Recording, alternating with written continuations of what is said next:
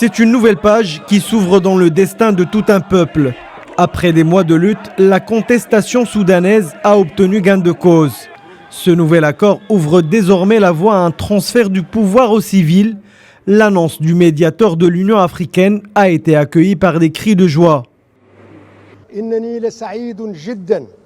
Au nom de la médiation de l'Union africaine et des deux négociateurs, je suis très heureux d'annoncer à l'opinion publique soudanaise, nationale, internationale et africaine que les deux délégations sont tombées pleinement d'accord sur la déclaration constitutionnelle.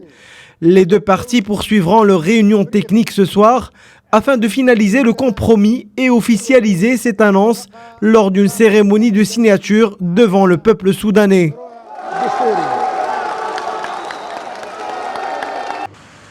Les deux parties sont parvenues à un compromis au terme de 2 jours de pourparlers décisifs entre l'ALC, l'Alliance pour la liberté et le changement, fer de lance du mouvement et le Conseil militaire. L'accord porte sur des questions sensibles relatives à la sécurité, l'indépendance de la justice et les pouvoirs du gouvernement, de même que sur le Conseil souverain. D'après ce document constitutionnel, la phase de transition sera régie par un système parlementaire, bien sûr différent des précédents systèmes gouvernementaux.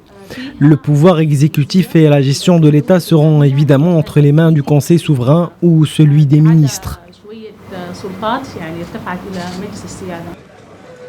Cette déclaration constitutionnelle vient compléter l'accord du 17 juillet pour un conseil souverain composé de 5 militaires et 6 civils chargés de mener, avec un parlement, la transition pendant un peu plus de 3 ans.